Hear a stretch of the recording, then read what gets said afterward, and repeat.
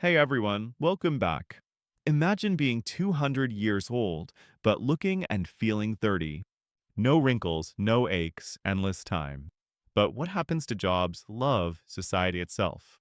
Today, we're exploring the longevity revolution, how beating death could reshape our world. If you're into big ideas, stick around. Let's jump in.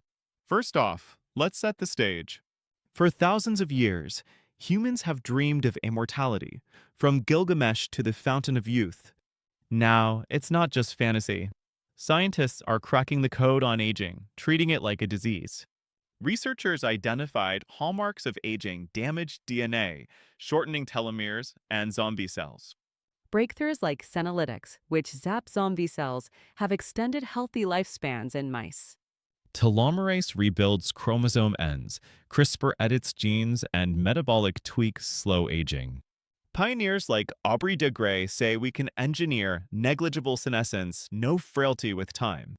We're talking regular tune-ups to keep your body prime. It's about making aging optional. But if death isn't the end, what's our purpose? In a mortal life, we hustle because time's short. Without that deadline, everything changes. Picture living for centuries with serial lives. Be a doctor for 80 years, then an artist, maybe a space explorer. Endless learning and deep relationships. But our brains evolved for shorter spans. Centuries of grief or historical traumas could lead to burnout or ennui. Philosophers like Bernard Williams warned an endless life might turn tedious. Transhumanists like Ray Kurzweil see merging with AI and exploring the cosmos. We might need new institutions to find meaning.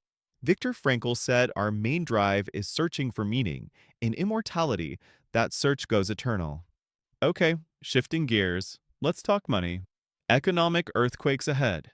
Our systems are built for finite lives. What happens when no one retires? With AI automating everything, an ageless workforce means no spots open up, blocking the young. Careers become cycles of reskilling, but if machines do most work, what's left? Yuval Harari talks about a useless class of immortals. We might need universal basic income from robot productivity, making work optional. But transitioning without chaos is a massive challenge. Retirement? Forget it. Pensions like Social Security rely on workers funding retirees, but with infinite retirees, they crush. Saving a nest egg won't cut it for eternity. Wealth gets stuck with early adopters, creating super dynasties. We need new models. And resources? A growing, never dying population spells disaster. Exponential growth hits finite Earth hard. We need a perfect circular economy, 100% recycling, fusion power, maybe Dyson swarms for solar energy. But the tough part? Population control. Now, the ethical minefield. Who gets to live forever? Early treatments will be pricey. Think billionaires only. Boom. A two-tier society of immortals and mortals. Biological apartheid. The haves in fortified bubbles, the have-nots seething. Revolutions? Is longevity a human right? Governments might mandate universal access, but the first immortals could grab power, forming an eternal elite. Psychologically, it's heavy. Endless grief from outliving everyone. Memory overload. Do we need tech to edit memories? Who are you without your past? And boredom. After mastering everything, what's next? Risky thrills? Procreation? Brutal math. No deaths plus births equals boomtown overload. Societies might enforce sterilization, birth licenses, or one-in, one-out policies. Trampling reproductive rights for survival. Personal choices go global political. Culture? Total cataclysm. Art thrives on urgency. With eternity, does creativity soar or stagnate? Immortals might dominate, blocking fresh voices, leading to cultural freeze. Till death do us part becomes scary long. Serial monogamy, century-long loves. Families explode with hundreds of descendants.